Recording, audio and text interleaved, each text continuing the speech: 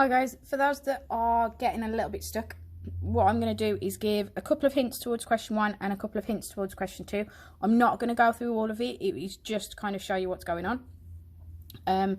So first few things, you've got the points A, B and C have got these position vectors, okay, and they're all relative to the fixed origin. I did give up right now the question, I will fully admit that, okay, but relative to the fixed origin. Now the origin at GCSE, when you did a coordinate, you'd have written it as 0, 0. However, ours is now 0, 0, 0, in which case the vector for the origin is just 0, 0, 0. Okay? So when we talk about OA, OA is the vector that goes from O to the position of A. So O to A, and you don't necessarily need to do this bit, and you'll see why in a minute. O to A is A, or the position of A minus the position of O. So you're doing 1 minus 4, 8, minus 0, 0, 0. So you can see why actually I don't need to subtract 0, 0, 0. I just get the position vector. So position vector of A is just that. That's your position of B, that's position of C. So this is essentially OA, this is OB, this is OC. Okay, when it gives these modulus signs, it actually is telling you to find the length of the vector from O to A. So if I want to do the length of O to A, all I want to do is the square root of 1 squared plus minus 4 squared plus 8 squared. It's basically Pythagoras, but extended now to have 3 coordinates, or 3 points rather than 2. So all you're going to do is square root that. I got 64 and 16 is 80 plus 1 is square root of 81. I get a length of 9. So you should, if you work out the same for OB, find that it's 9. You're then going to do exactly the same with part 2, which is AC and BC.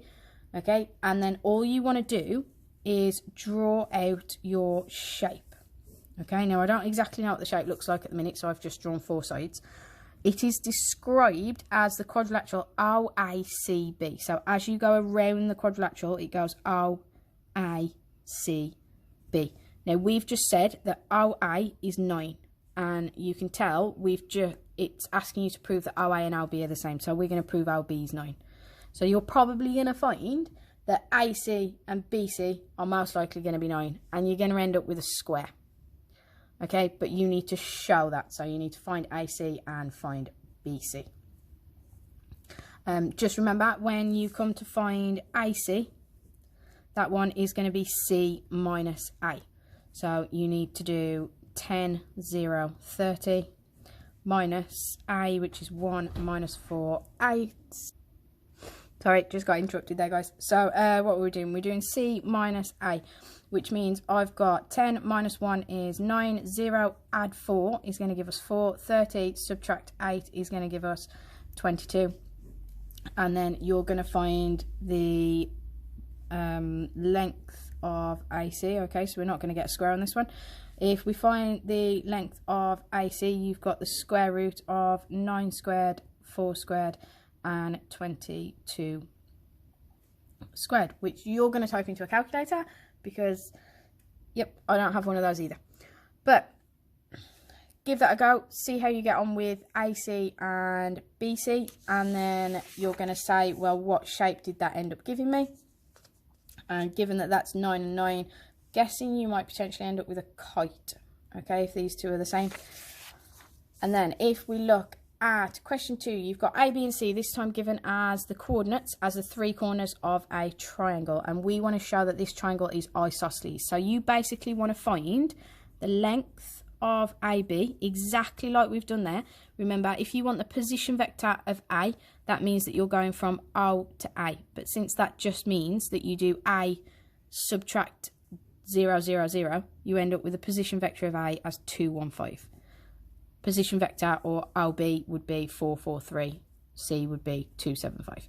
And then all you're going to do is find AB, find AC, and find BC. And all you want to show is that 2 of those answers come out as exactly the same. That way you have got an isosceles triangle. Right? That's my little bit of a clue. You're then going to find point D, which is to turn it in ABC into a parallelogram with D. So just be careful. That means it goes A, B, C, D. So if you're going to do that, you know that A to B is obviously going to be the same as C to D.